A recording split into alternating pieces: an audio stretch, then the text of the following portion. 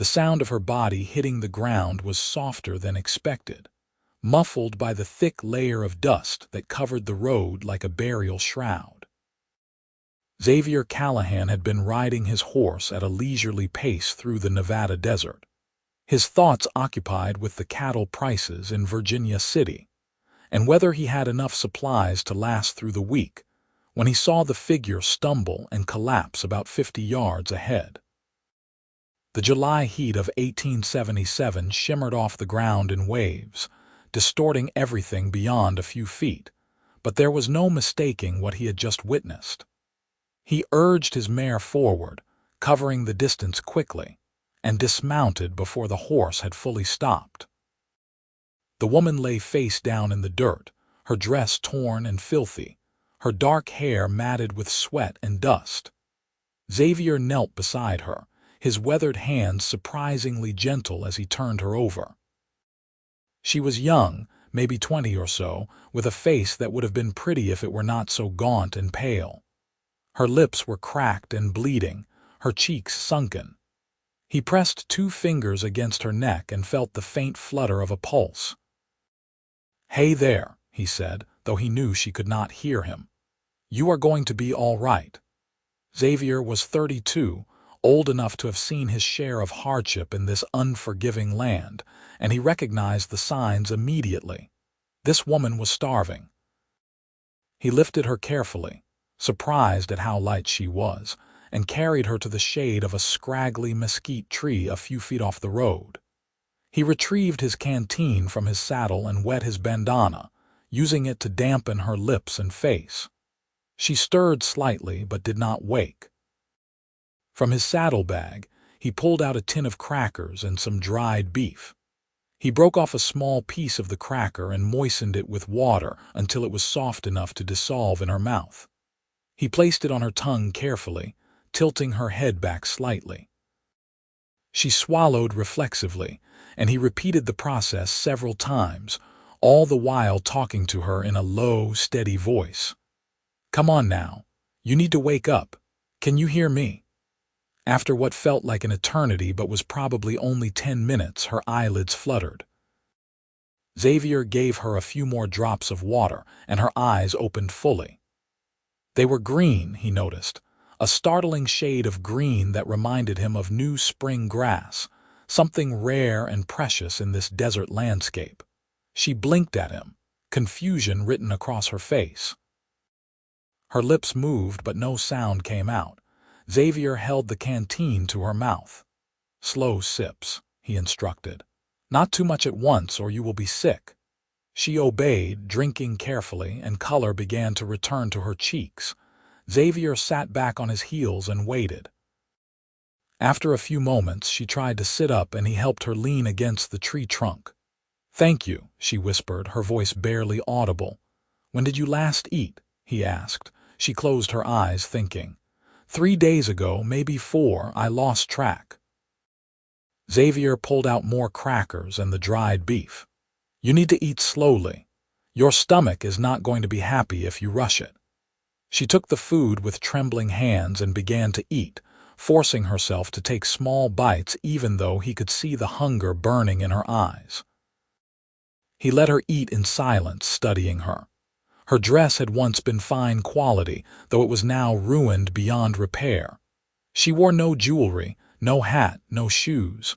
Her feet were wrapped in strips of cloth that had once been part of her petticoat, he guessed. "What is your name?" he asked. "Grace," she said between bites.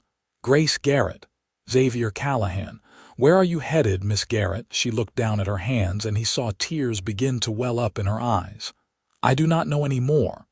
"Where did you come from?" "Sacramento originally. But I was living in Carson City until recently." Carson City was about 30 miles northeast. She had walked a long way in her condition. "And you have been walking for how long?" "5 days, I think. Maybe 6.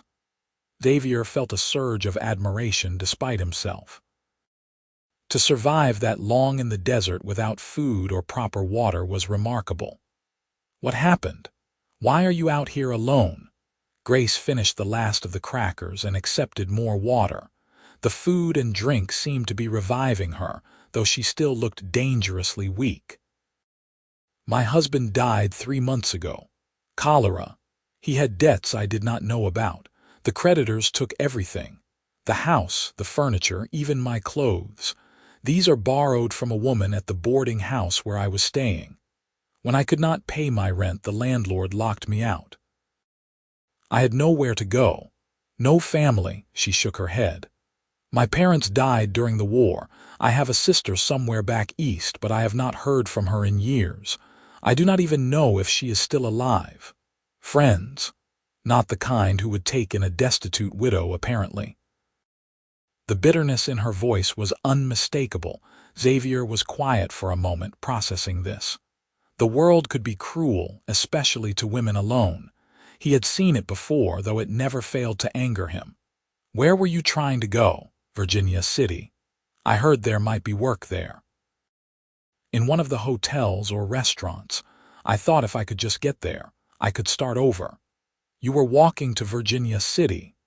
Xavier could not keep the disbelief out of his voice.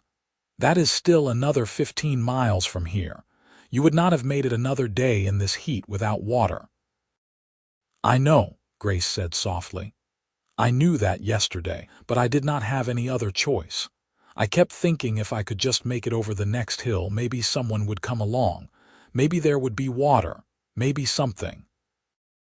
She looked at him, and those green eyes were full of a desperate honesty that hit him square in the chest. And then you came along. Xavier stood and dusted off his pants. Well, you are in luck. I live just outside Virginia City. I was heading home. You can ride with me, and we will figure out what to do from there. Grace tried to stand, but her legs would not support her. Xavier caught her before she fell and held her steady until she found her balance. Easy now. Your body has been through a lot. I can ride, she insisted, though her legs were shaking. I am sure you can, but you are going to ride with me so I can make sure you do not fall off. He helped her over to his horse, a patient chestnut mare named Rosie, and lifted Grace onto the saddle before mounting behind her. His arms came around her to hold the reins, and he felt her tense at the proximity. I will not hurt you, he said quietly. You have my word. She relaxed slightly, leaning back against him, and Xavier tried to ignore the way his heart rate picked up at the contact. He clicked his tongue, and Rosie started forward at a walk. The sun was beginning to lower in the sky, but it would still be brutally hot for another few hours. As they rode, Xavier found himself acutely aware of the woman in his arms. She smelled of dust and sweat, as anyone would after nearly a week in the desert, but underneath that was something else, something softer. Her hair brushed against his chin when the wind picked up. She was so thin he could feel her ribs through the fabric of her dress, and anger flared in him again at the people who had let her get to this state. Tell me about Virginia City, Grace said after they had been riding for about 20 minutes. Her voice was stronger now, steadier. It is a mining town built on the Comstock lode, silver mostly, though there is some gold. Been booming for about 15 years now. Population is maybe 20,000, though it changes depending on how the mines are doing. That is quite large. It is. Plenty of hotels, saloons, restaurants, shops. The Opera House just opened a few years back. It is not as wild as it used to be, but it is still rough around the edges. He paused. You really think you can find work there? I can cook and clean, I can sew. I can read and write and do figures. Surely someone needs those skills. Surely, Xavier agreed, though he knew it would not be that simple. Virginia City had plenty of people looking for work, and a woman alone would face obstacles that a man would not. Still, she had made it this far. That counted for something. They rode in companionable silence for a while. Grace seemed to be gathering her strength, sitting up straighter, looking around at the landscape with interest rather than desperation. Xavier pointed out landmarks as they passed, a rock formation that looked like a sleeping giant, the ruins of an old prospector's cabin, a spring where the wild horses came to drink. "You know this land well," Grace observed. "I have been ranching here for 8 years. You learn the territory or you do not survive. You have a ranch, small one, about 500 acres, 100 head of cattle. I supply beef to some of the restaurants and butchers in Virginia City. It is a modest living, but it is mine." "That sounds wonderful. To have something that is yours, I mean." Xavier heard the longing in her voice and felt a pang of sympathy. "You will get there. You just need some time to get back on your feet." The sun was setting by the time they reached the outskirts of Virginia City. The town sprawled across the hillside, a chaotic jumble of buildings that had sprung up too fast to follow any real plan. The main street, C Street, ran along the side of Mount Davidson, with smaller streets branching off at odd angles. Even at this hour, the town was alive with activity. Miners coming off shift headed to the saloons.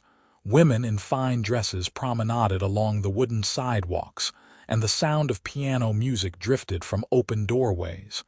Grace sat up straighter, taking it all in. "It is bigger than I imagined. Wait until you see it in daylight. Can be overwhelming at first."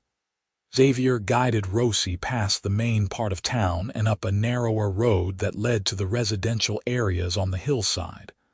His ranch was another 3 miles out, but he was not taking Grace there, not yet. That would not be proper. Instead, he stopped in front of a neat white house with blue shutters and a well-tended garden. "Where are we?" Grace asked. "My sister's place. Sarah and her husband Tom run a boarding house. They are good people. She will help you." Xavier dismounted and helped Grace down. She swayed on her feet, and he kept a steadying hand on her elbow as they walked up the front steps. He knocked on the door, and a moment later it swung open to reveal a woman in her late 20s with the same dark hair and blue eyes as Xavier. "Zav." Sarah's face lit up, then immediately creased with concern when she saw Grace. "Good Lord, what happened?" "Found her collapsed on the road from Carson City. She needs food, rest, and probably a doctor. Can you help?" Sarah did not hesitate. She stepped forward and took Grace's other arm. "Of course. Come in, dear. Let us get you settled." They helped Grace inside to a comfortable parlor where Sarah eased her down onto a sofa. A man appeared in the doorway, tall and broad-shouldered with kind eyes. "What is going on?" "Tom, this is Grace Garrett." "Grace, my brother-in-law, Tom Harrison. Grace needs our help." Tom took in the situation with a glance and nodded. "I will fetch Doc Reynolds." "Thank you," Grace said weakly. Sarah disappeared into the kitchen and returned with a plate of bread, cheese, and cold chicken, along with a glass of milk. "Eat slowly," she instructed, echoing Xavier's earlier advice. Xavier stood awkwardly by the fireplace while Grace ate and Sarah fussed over her, asking gentle questions about where she had come from and what had happened. Grace repeated the story she had told Xavier, her voice growing steadier as she spoke. Sarah's face grew darker with anger as she listened. "Those vultures," she said when Grace finished. "To turn out a widow with nothing, they should be ashamed." "They are businessmen," Grace said with a tired shrug. "Sentiment does not pay their bills."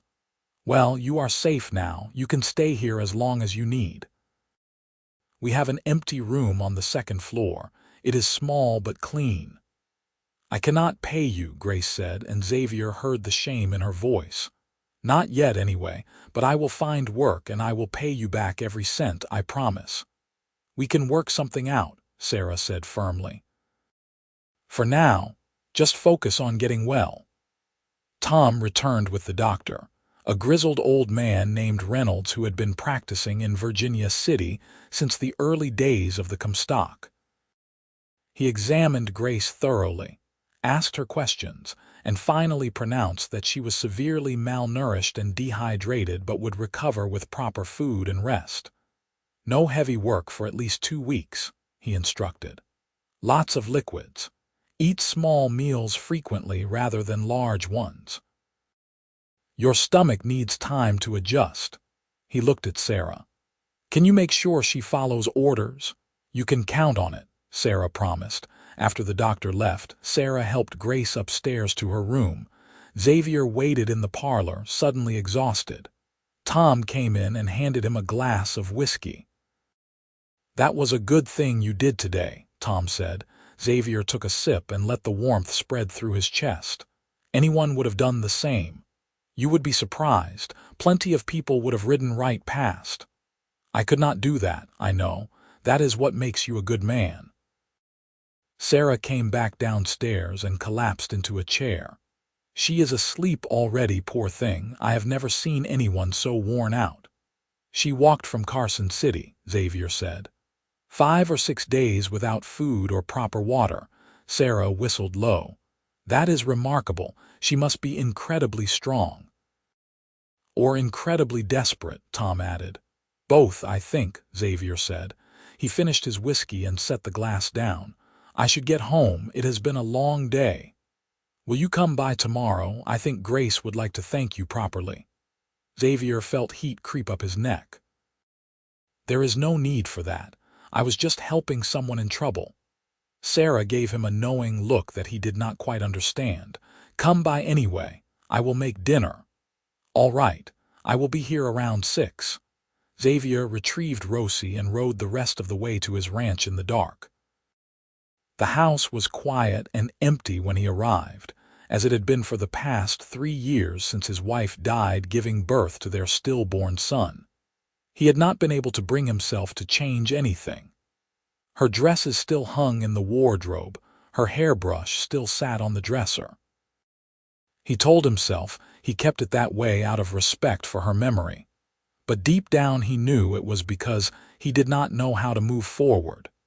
He took care of Rosie, making sure she had fresh water and feed, then went inside and lit a lamp. The house felt especially empty tonight, and his thoughts kept drifting back to the woman with green eyes who had fallen on the road. Grace. Even her name was beautiful. He shook his head, annoyed with himself. She was a stranger who needed help, nothing more. He had done his duty as a decent human being.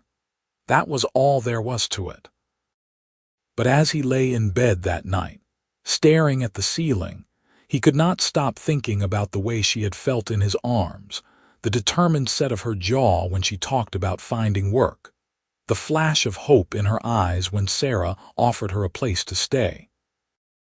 Xavier had not felt anything like interest in a woman since his wife died.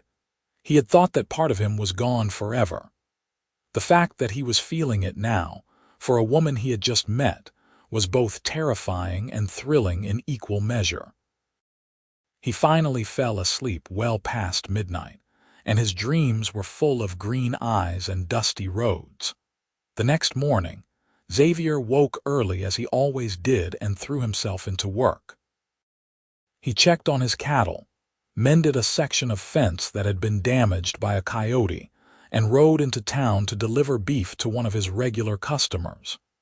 He tried to keep busy, to keep his mind occupied, but his thoughts kept drifting back to Grace.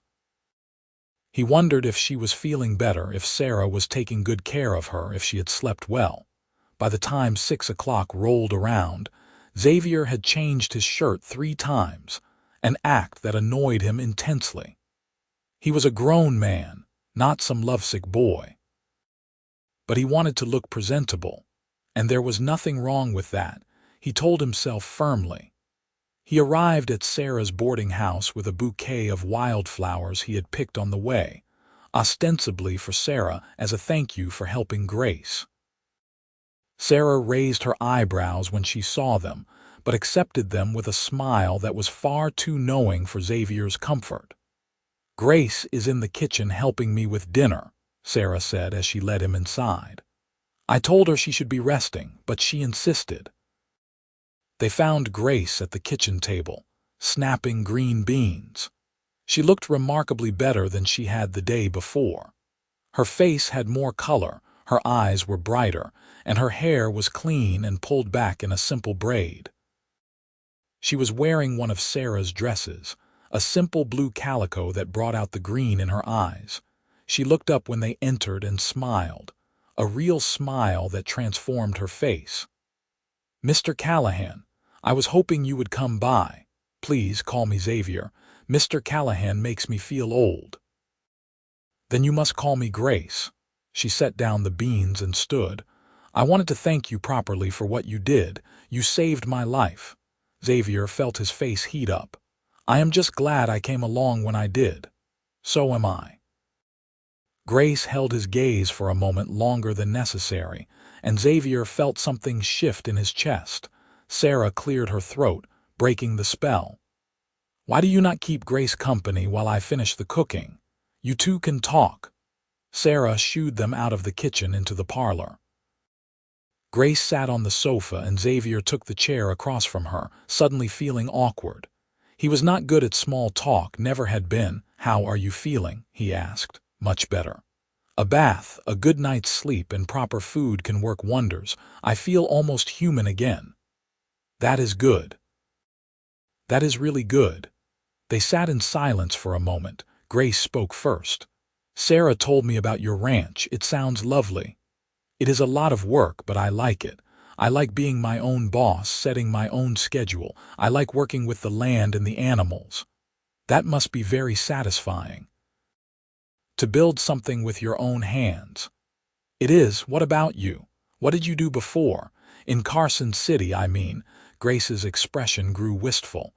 "I was just a wife, really. My husband, Michael, worked as a clerk for one of the mining companies. We had a small house, nothing fancy, but it was ours, or so I thought. I kept house, tended a garden, helped out at the church sometimes. It was a simple life, but I was content. You must miss him." "I miss what we had, or what I thought we had. But if I am being honest, I am also angry with him. He gambled, apparently. I did not know. He kept it hidden from me. All those debts, all the money he owed, I knew nothing about any of it until after he died. It was like I did not really know him at all." Xavier nodded slowly. "That must have been a terrible shock." "It was.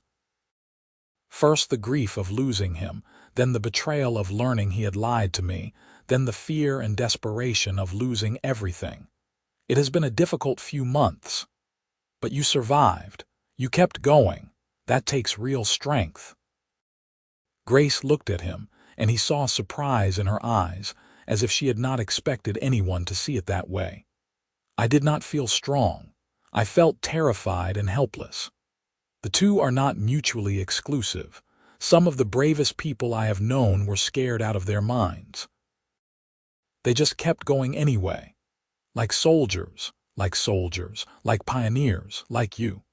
Grace looked down at her hands and Xavier thought he saw tears in her eyes, but when she looked back up, she was smiling. "Thank you for saying that. I needed to hear it." Dinner was a lively affair. Tom regaled them with stories of the various characters who had stayed at the boarding house over the years, and Sarah kept everyone's plates full. Grace laughed at Tom's jokes, and Xavier found himself watching her, captivated by the way her whole face lit up when she smiled. After dinner, Xavier lingered, helping clear the table even though Sarah protested. When the kitchen was clean, he knew he should leave, but he found himself reluctant to go. "Walk me out," he asked Grace. She nodded and followed him to the front porch.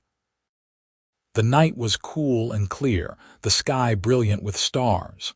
They stood in comfortable silence for a moment, looking up. "I never get tired of that view," Xavier said. "No matter how many times I see it. It is beautiful. In Sacramento, there were too many lights to see the stars properly. Here, it feels like you could reach up and touch them." Xavier turned to face her. "Grace, I know you are planning to look for work in town, and that is fine. But if you need anything at all, I want you to know you can ask me. Sarah and Tom will take good care of you, but I am here too." "All right." Grace looked up at him, and in the starlight her eyes seemed to glow. "Why are you being so kind to me? You do not even know me." Xavier thought about that. It was a fair question. I guess I see someone who has had a run of bad luck and deserves a chance to get back on their feet. And maybe because I know what it is like to lose everything and have to start over. Your wife, Sarah, told me. I am so sorry. It was 3 years ago. The pain does not go away, but you learn to live with it. Yes, Grace said softly. You do. They stood there for a moment longer, and Xavier had the sudden, powerful urge to reach out and touch her face, to tuck a loose strand of hair behind her ear. But that would be inappropriate, so he shoved his hands in his pockets instead. I should go, but I will come by again soon. To check on you. I would like that. Xavier mounted Rosie and rode away, glancing back once to see Grace still standing on the porch, watching him go. His heart was pounding in a way that had nothing to do with physical exertion, and he found himself grinning like a fool as he rode through the night. Over the next 2 weeks, Xavier found reasons to visit Sarah's boarding house almost daily.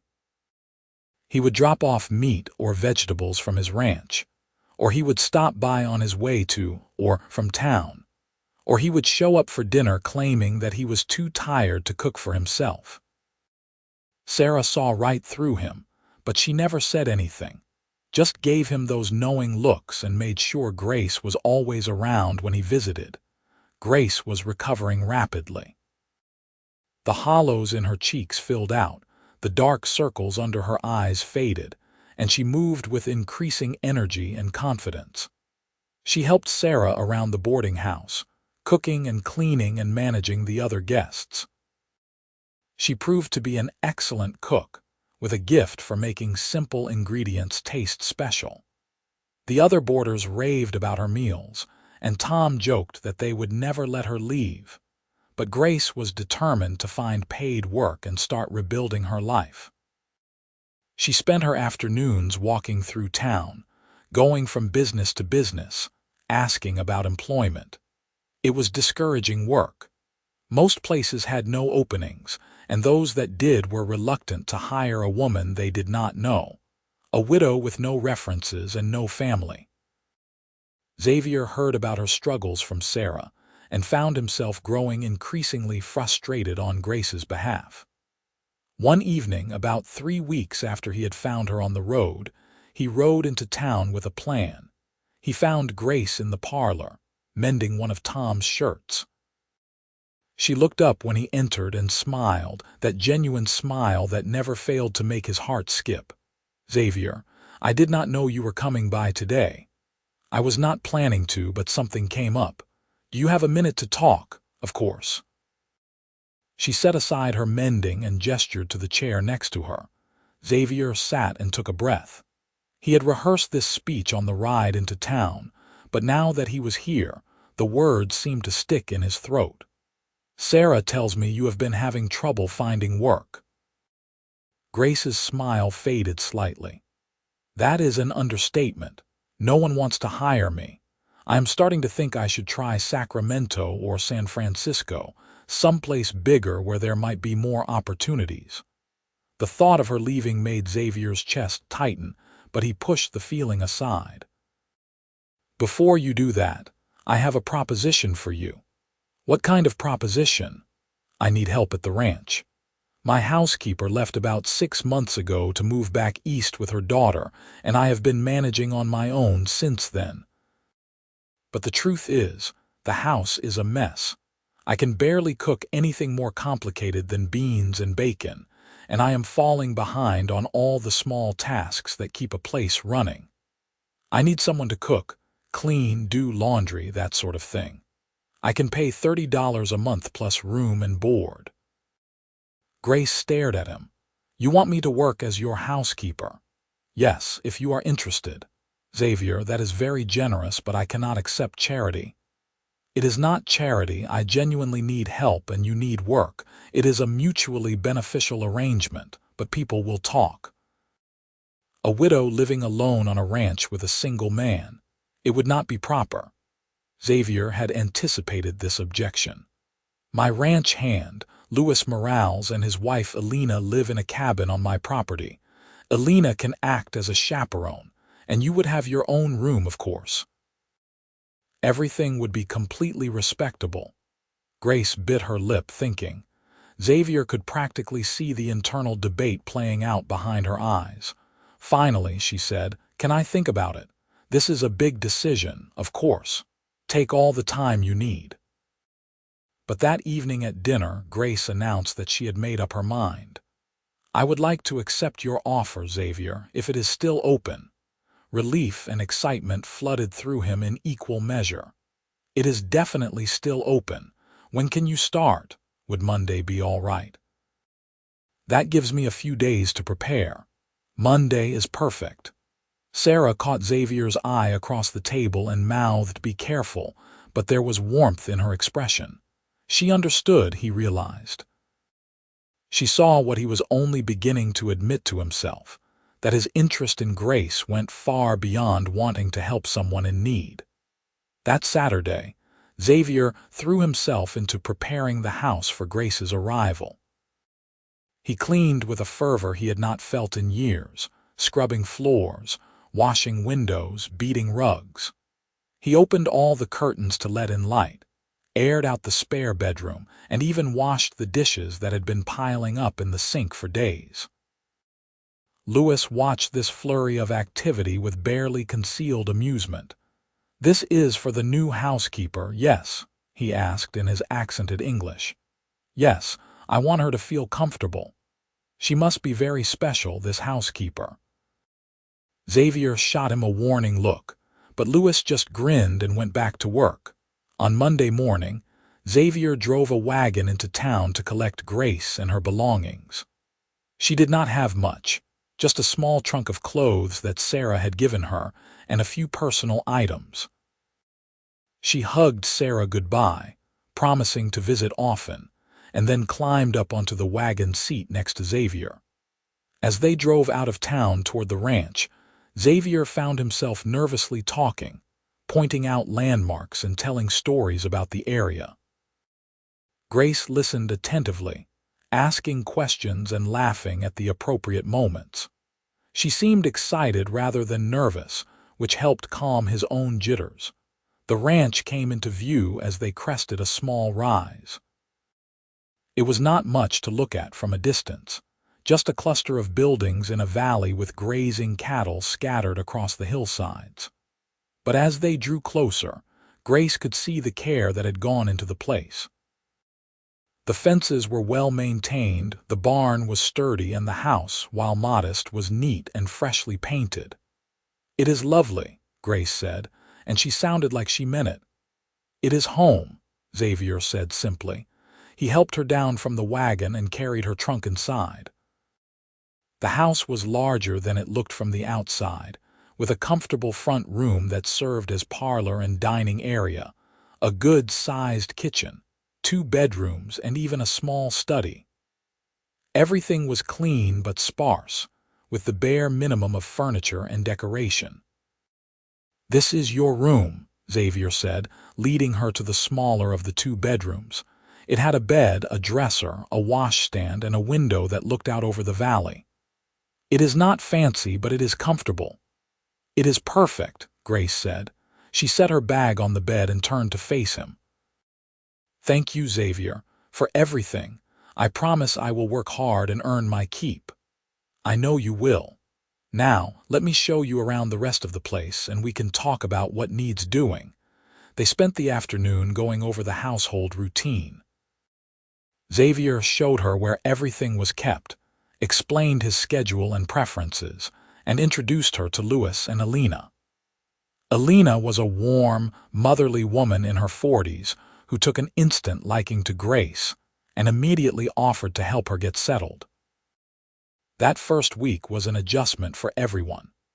Grace threw herself into the work with determination, cooking hearty meals, cleaning every corner of the house, and tackling the mountain of mending that had accumulated.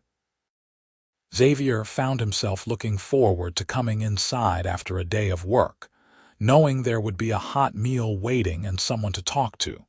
They fell into an easy routine. Xavier would wake early and see to the animals, Then come in for breakfast.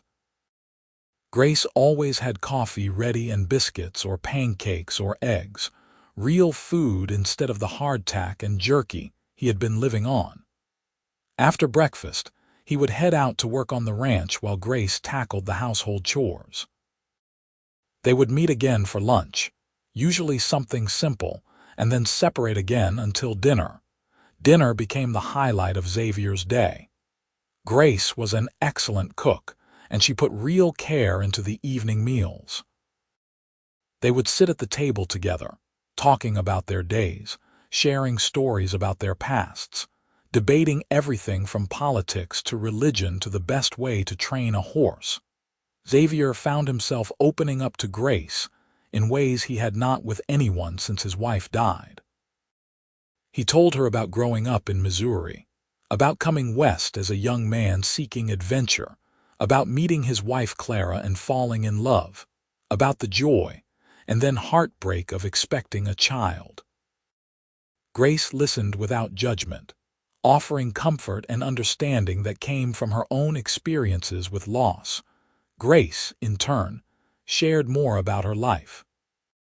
She told Xavier about her childhood in Sacramento, about her parents who died when she was 16, about meeting Michael and thinking she had found security and love, about the slow realization that her marriage was not what she thought it was. She spoke with increasing openness, as if she had been holding all these stories inside for years with no one to tell them to. One evening, about a month after Grace had come to work at the ranch, they were sitting on the porch watching the sunset. It had been a hot day, and the evening air was a welcome relief. Grace had made lemonade, and they sipped it slowly, content in the comfortable silence that had developed between them. "Can I ask you something?" Grace said eventually. "Anything. Why have you not remarried? It has been 3 years since your wife died. You are still young, and any woman would be lucky to have you." Xavier was quiet for a long moment, considering his answer. "I guess I just have not met the right person. After Clara died, I could not imagine being with anyone else." The thought of it felt like a betrayal. And then time passed, and I got used to being alone. It became easier to just stay that way rather than risk opening up to someone new. And now, Xavier turned to look at her, and his breath caught at the sight of her in the golden light of sunset. "Now I am starting to think that maybe being alone is not the same as being content." Grace held his gaze, and something passed between them, an acknowledgement of the feelings that had been building over the past weeks. But before either of them could say anything more, they heard horses approaching. Xavier stood and saw Louis riding up fast, his face tight with worry. "Boss, we have a problem. Some of the cattle have broken through the north fence. They are scattered all over the hillside." Xavier cursed under his breath. "All right, I am coming." He turned to Grace apologetically. "I am sorry I have to deal with this. Of course, go, I will keep dinner warm for you." It was past midnight by the time Xavier and Louis managed to round up the scattered cattle and repair the fence. Xavier was exhausted and filthy, but when he stumbled into the house, he found Grace waiting up for him. She had kept a plate of food warm in the oven and had hot water ready for him to wash up. "You did not have to wait up," he said, but he was touched that she had. "I wanted to make sure you were all right. Sit down and eat, you must be starving." Xavier sat and gratefully accepted the food. Grace poured him coffee and sat across from him, watching him eat. "Was it bad?" she asked. "Could have been worse. We only lost one calf and we got the fence repaired. But it was a close thing. If we had not caught it when we did, we could have lost half the herd. You work so hard. This ranch, it means everything to you, does it not?" "It is all I have," Xavier said, then realized how that sounded. "I mean, it is what I have built. It is my legacy, I suppose. The thing that proves I was here and mattered." Grace reached across the table and covered his hand with hers. The touch was electric, sending a shiver up his arm. You matter, Xavier. With or without the ranch, you matter to me. Their eyes met, and Xavier saw his own feelings reflected back at him. Without thinking, he turned his hand over and laced his fingers through hers. They sat like that for a long moment, just holding hands across the kitchen table, and Xavier felt something inside him that had been closed off for 3 years begin to open. Finally, reluctantly, he pulled his hand away and stood. I should get some sleep. Tomorrow is going to be another long day. Good night, Xavier. Good night, Grace. But as he lay in bed, Xavier could not sleep. His hand still tingled where Grace had touched it, and his mind was racing. He was falling for her. There was no point denying it any longer. She was smart and strong and beautiful, and she made him laugh, and he looked forward to seeing her every morning and hated saying good night every evening. He was falling for her, and he had no idea what to do about it. The next few weeks were both wonderful and torturous. Xavier and Grace circled around their growing feelings for each other, neither quite brave enough to speak the words out loud. But their interactions changed. Touches lingered a little longer. Gazes held a little more meaning. They found excuses to be near each other, to work side by side, to talk late into the night. Louis and Alina watched all of this with knowing smiles. One day, while Xavier was helping Louis repair the barn roof, Louis said, "When are you going to tell her?" Xavier did not pretend to misunderstand. "Tell her what? That you are in love with her. I am not. I do not." Xavier sighed and set down his hammer. "Is it that obvious to everyone but her, apparently? Why do you wait? Life is short. You should grab happiness when you find it. It is complicated. She works for me. What if I say something and she does not feel the same way? She would feel obligated to leave, and I do not want to lose her. And what if she does feel the same way? Then you are both miserable for no reason." Xavier knew Louis was right, but knowing and doing were two different things. He spent the next several days working up the courage to say something, trying to find the right moment, the right words. The moment came on a Saturday evening in late September. The weather had finally started to cool, and there was a hint of autumn in the air. Xavier had taken the day off from work, and he and Grace had spent the afternoon in the kitchen making apple butter from the fruit of the old apple tree behind the house. It had been domestic and intimate, working together in the warm kitchen, laughing at each other's jokes, stealing tastes from the pot when the other was not looking. As the sun began to set, they carried chairs out to the porch and sat watching the sky turn colors. Grace had her hair down for once, and it fell in soft waves around her shoulders. She looked beautiful and happy, and Xavier's heart felt too big for his chest. "Grace," he said, and his voice came out rough. "Yes. I need to tell you something, and I need you to listen until I am done, because if I do not get it all out now, I might lose my nerve." Grace turned to face him, her expression suddenly serious. "All right." Xavier took a deep breath. "When I found you on that road 2 months ago, I thought I was just helping someone in trouble. I did not expect to feel anything beyond basic human compassion. But then I got to know you, and everything changed.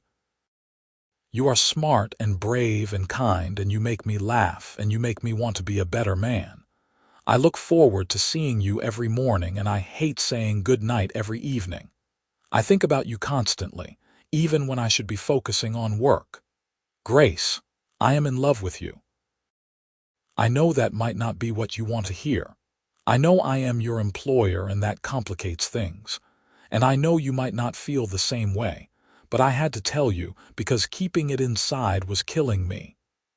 Grace stared at him, her green eyes wide.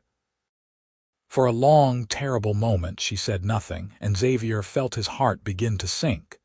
But then she smiled, a slow, beautiful smile that lit up her whole face. "Xavier, you foolish man. I have been in love with you for weeks. I was just waiting for you to say something." Relief and joy crashed over him like a wave. Really, really. She stood and moved to stand in front of him, close enough that he could smell the apple and cinnamon on her clothes. Did you really think I was not paying attention? Did you think I did not notice the way you look at me, or the way you find excuses to be near me, or the way you light up when I walk into a room? I tried to be subtle. You failed spectacularly. She reached out and cupped his face in her hands. I love you too, Xavier Callahan. You saved my life in more ways than one. You gave me hope when I had none. You made me believe in good people again. You made me believe in myself again. Xavier stood and pulled her into his arms, holding her close. She fit perfectly against him, her head tucked under his chin. They stood like that for a long time, just holding each other, and Xavier felt a sense of peace and rightness that he had not felt in years. Finally, Grace pulled back and looked up at him. So, what happens now? Xavier smiled and brushed a strand of hair away from her face. Now I do what I have been wanting to do for weeks. He leaned down and kissed her, soft and gentle at first, then deeper as she responded. Her arms came up around his neck, and he tightened his hold on her waist, pouring all his pent-up longing and love into that kiss. When they finally broke apart, both breathless, Grace was smiling. That was worth waiting for, she said. I plan to do it again, frequently. I certainly hope so. They spent the rest of the evening on the porch, talking and stealing kisses, making plans for the future. Xavier wanted to marry her, he said, as soon as possible. Grace laughed and said they should probably court properly first, let people get used to the idea. But Xavier could tell she was pleased by his eagerness. I do not care what people think, he said. I love you, and I want everyone to know it. And I love you. But I have been the subject of gossip once already, when Michael's debts came to light. I do not want people saying I trapped you or seduced you, or that you felt obligated to marry me because I was working for you. Xavier saw the sense in that, even though he hated it. How long? A few months. Long enough that people can see this is real and not just some impulsive decision. All right, but I am going to be a terrible suitor. I am going to want to rush everything. Grace kissed him again. I am counting on it. Word of their courtship spread through Virginia City faster than Xavier would have thought possible. Sarah was thrilled and took full credit for bringing them together. Tom shook Xavier's hand and welcomed him to the family, even though technically they were already related. The townspeople were mostly supportive, though there was the usual amount of gossip and speculation. Xavier and Grace ignored it and focused on each other. They courted as properly as the circumstances allowed. Alina moved into the main house to act as chaperone, taking the spare room while Grace kept hers. Xavier took Grace into town for dinners and dances and church socials. He brought her flowers and small gifts. They went on long rides through the countryside, with Alina trailing discreetly behind. They talked for hours about everything and nothing. Xavier had courted his first wife in a traditional manner, calling on her at her parents' house, presenting himself as a suitable match. This was different. He and Grace were both older, both scarred by loss and hardship. Their courtship had a depth and intensity that came from truly knowing each other, from having seen each other at their worst and choosing to love each other anyway. 3 months after that first kiss on the porch, on a cold December evening, Xavier decided he could not wait any longer. He rode into town and bought a ring, a simple gold band with a small diamond, and that night after dinner, he got down on one knee in the parlor while Alina watched from the doorway with tears in her eyes.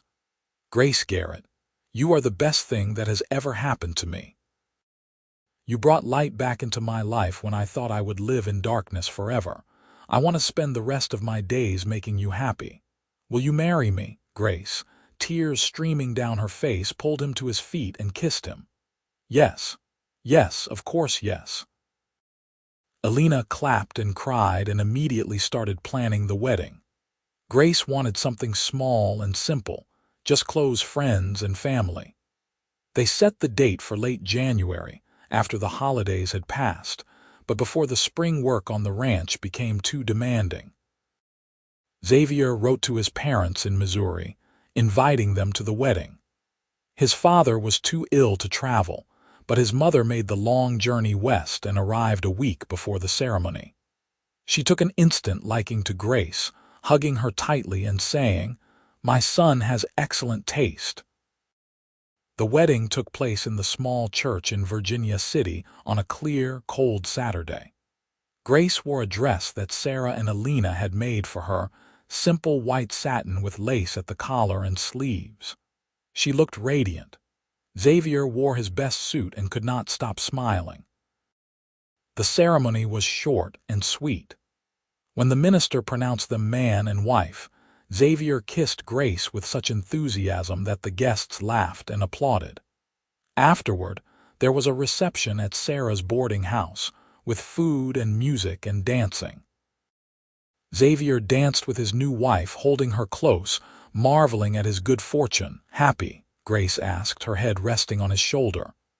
"Happier than I ever thought I would be again," Xavier said. "You, completely?" She looked up at him, her green eyes shining. "Who would have thought that fainting from hunger on a dusty road would turn out to be the best thing that ever happened to me?" Xavier laughed. "I had the same thought. I was just riding home, thinking about cattle prices. If I had left town 10 minutes earlier or later, I would have missed you. But you did not.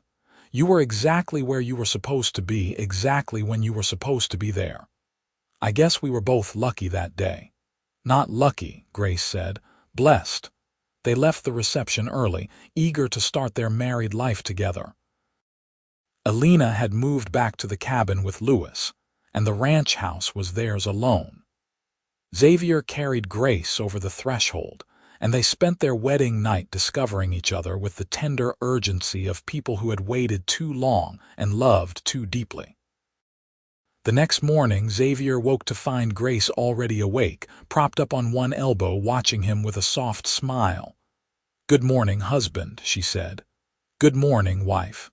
He pulled her down for a kiss. "How does it feel?" "Right. It feels right." They spent the rest of the day in bed, talking and laughing and making love, unwilling to let the outside world intrude on their happiness. But eventually, life on a ranch demanded attention, and they fell into a new routine, this time as partners rather than employer and employee. Grace continued to manage the household, but now she also helped Xavier with ranch decisions. She had a good head for business, and her suggestions often saved them money or increased efficiency. She learned to ride properly, and sometimes she would accompany Xavier when he rode out to check on the cattle. They worked side by side, building their life together. In March, Grace realized she was pregnant. She told Xavier over breakfast, nervous about his reaction given what had happened with his first wife. But Xavier's face lit up with joy and only a shadow of fear.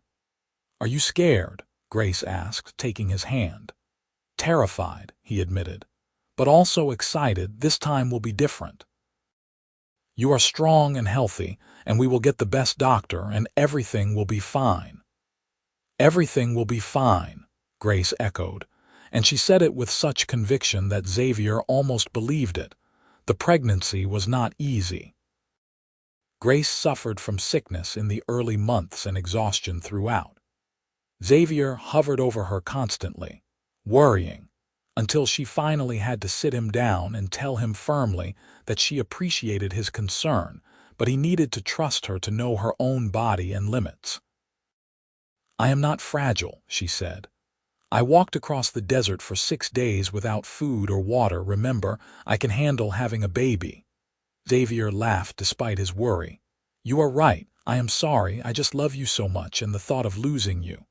You are not going to lose me, I promise."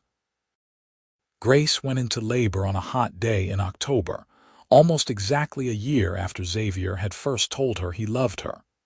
The labor was long and difficult, lasting nearly 20 hours. Xavier paced outside the bedroom while Alina and Doc Reynolds attended to Grace. He had never felt so helpless or so frightened, but when he finally heard the sharp cry of a newborn, relief flooded through him. Doc Reynolds opened the door, grinning. "You have a son, Xavier, a healthy baby boy, and your wife is fine, tired but fine." Xavier rushed into the room. Grace lay propped up against pillows, holding a small bundle wrapped in blankets. She looked exhausted but radiant, her face glowing with love and wonder. Xavier sat on the edge of the bed and looked down at his son, at the tiny scrunched-up face and waving fists. "He is perfect," Xavier breathed. "He is," Grace agreed. "Do you want to hold him?" Xavier carefully took the baby, cradling him with the gentle confidence of someone who had been waiting a long time for this moment. The baby opened his eyes, dark blue like all newborns, and seemed to look right at his father. "Hello there, little one. I am your papa, and I am going to love you and protect you for the rest of my life." Tears streamed down Xavier's face, and he did not bother to wipe them away. Grace reached up and touched his cheek, smiling through her own tears. They named the baby Thomas Gabriel, Thomas after Grace's father and Gabriel after Xavier's. They called him Tommy. He was a healthy, happy baby with his mother's green eyes and his father's dark hair.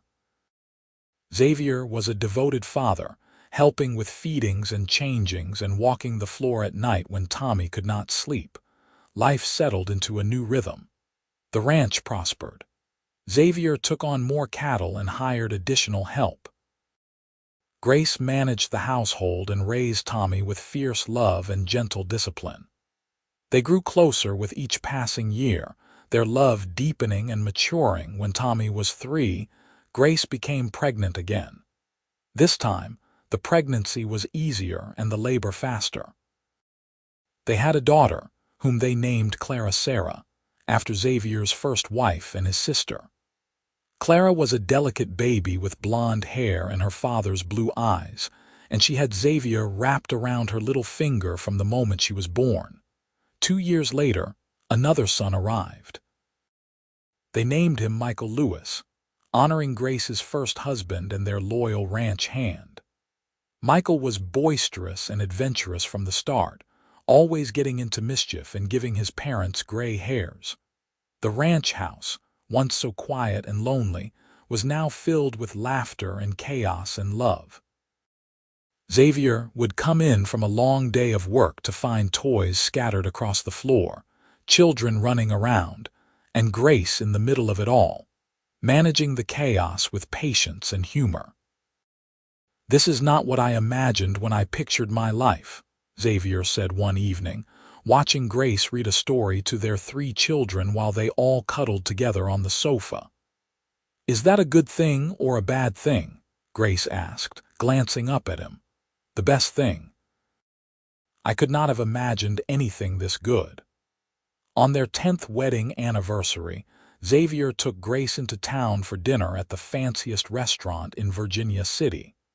They left the children with Louis and Alina and dressed in their finest clothes. Over roast beef and wine they talked and laughed, remembering the early days of their courtship. "Do you ever think about that day on the road?" Xavier asked. "When I found you, all the time. I was so close to giving up. Another hour, maybe 2, and I would not have made it. But I came along." "You came along," Grace agreed. She reached across the table and took his hand. "You saved me, Xavier, in every way a person can be saved. You saved me too. I was just existing before you came into my life, going through the motions. You made me live again. You gave me a reason to hope and dream and build something bigger than myself. We built it together. We did." Xavier raised his glass. "To 10 years, and to 50 more. To 50 more," Grace echoed, clinking her glass against his. They sat there in the restaurant, hands clasped across the table, and Xavier felt the same sense of rightness he had felt on their wedding night. This was where he was meant to be. This was who he was meant to be with. All the pain and loss he had endured had led him to that dusty road on that July day in 1877, had led him to Grace, and he would not change a single thing. The years continued to pass, bringing both joys and challenges. Tommy grew into a serious, thoughtful young man who loved working on the ranch with his father.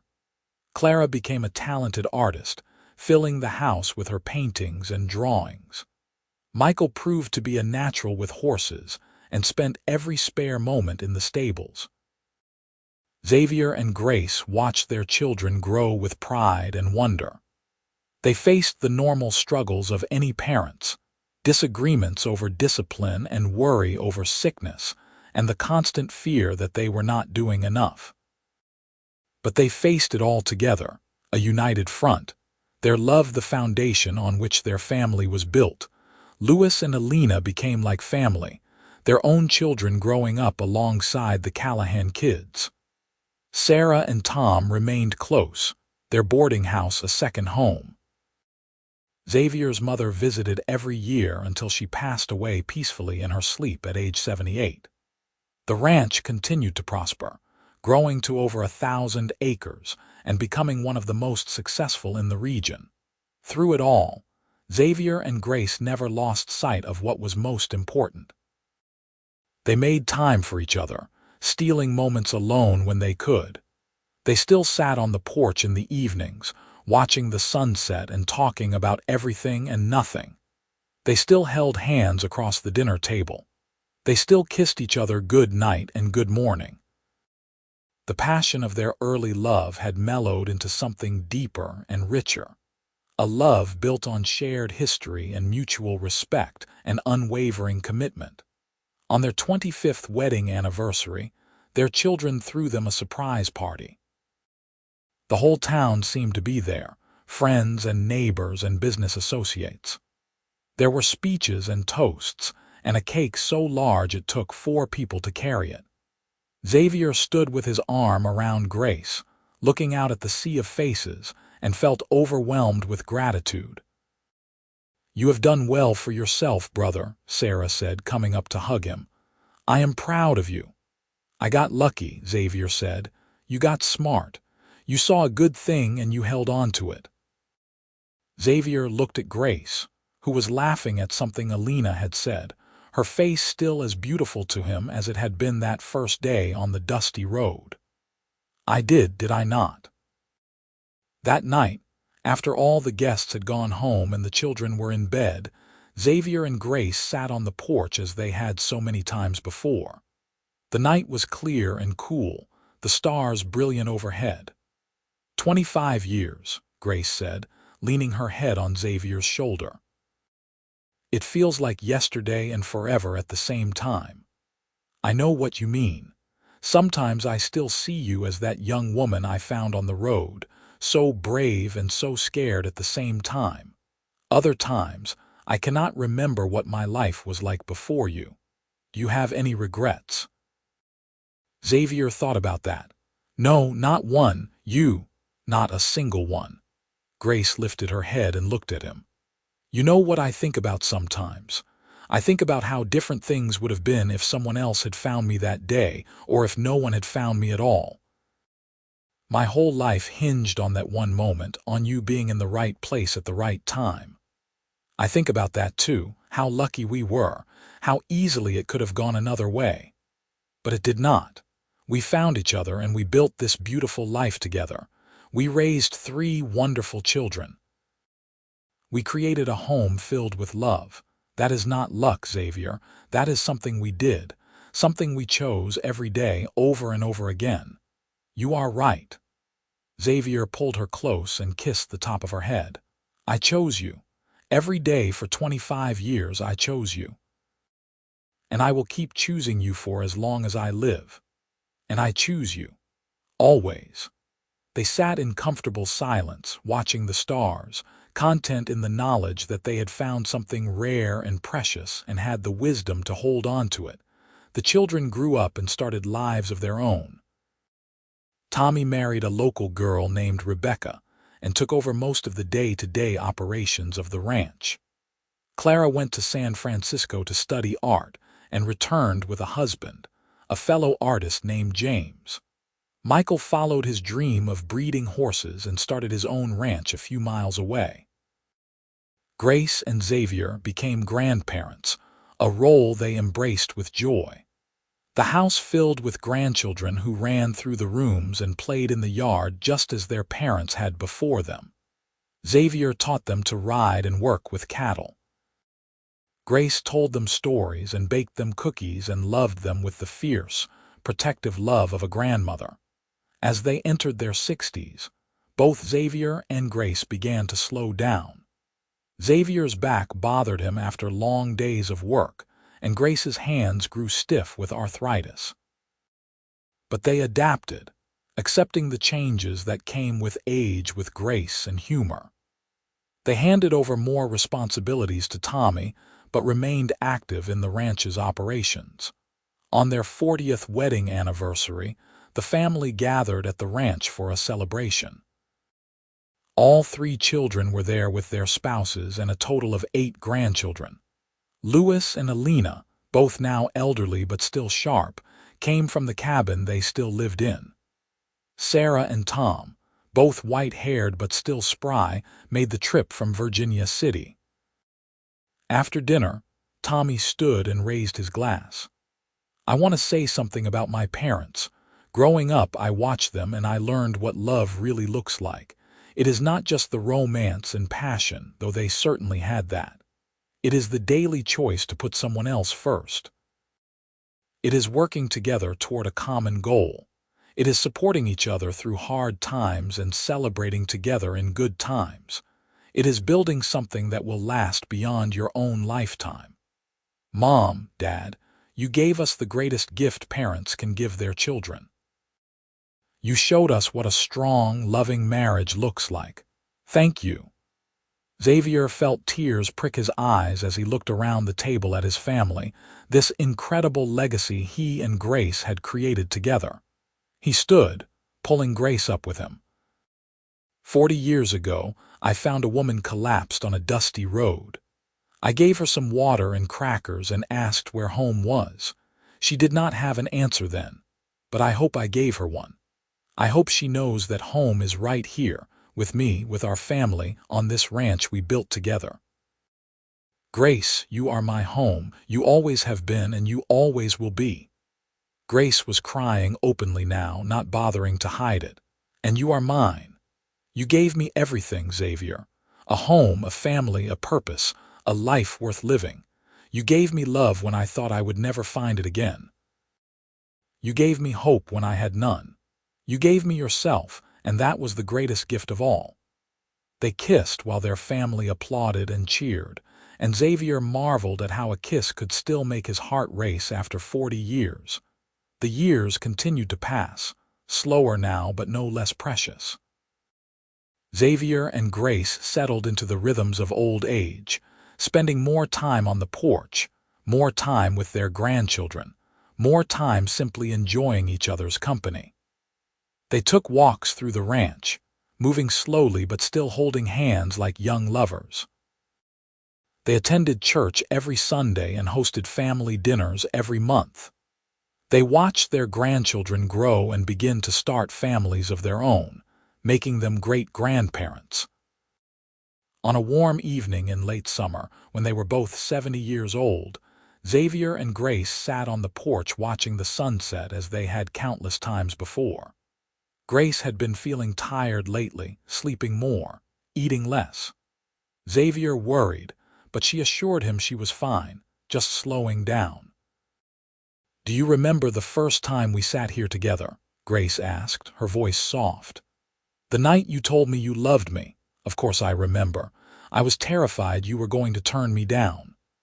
I was terrified you were never going to say anything. I waited weeks for you to work up the courage." Xavier laughed. "I was not exactly known for my smooth talking. No, but you were known for your honesty and your good heart. That was worth far more than smooth talking." They sat in silence for a while, watching the sky turn shades of orange and pink and purple. Finally, Grace spoke again. Xavier, I want you to know something. These past 43 years with you have been the happiest of my life. Every single day has been a gift. I have no regrets, no wishes for things to be different. You gave me everything I ever wanted and so much more. There was something in her tone that made Xavier's chest tighten with worry. Why does this sound like goodbye? Not goodbye. Never goodbye, just thank you. Thank you for stopping on that road. Thank you for asking where home was. Thank you for giving me a home when I had none. Thank you for loving me. Xavier pulled her close, holding her tight. Thank you for letting me love you. Thank you for loving me back. Thank you for building this life with me. They held each other as the sun dipped below the horizon and the stars began to emerge. And Xavier sent up a silent prayer of gratitude for the day his path had crossed with Grace's, for the love they had shared, for the life they had built. Grace lived for 3 more years, passing away peacefully in her sleep at age 73. Xavier was devastated but also grateful. They had been given more time together than many people ever get, and they had made every moment count. Grace had lived to see all 3 of their children happily settled, had known 8 grandchildren and 4 great-grandchildren. She had died at home, in the house she loved, on the ranch they had built together. The funeral was attended by what seemed like half of Virginia City. Grace had touched so many lives, had been known for her kindness and generosity and strength. Xavier stood by her grave, supported by his children, and said his final goodbye to the woman who had been his partner, his best friend, his everything. "Thank you," he whispered, "for choosing me, for loving me, for being mine." In the years that followed, Xavier remained active despite his grief.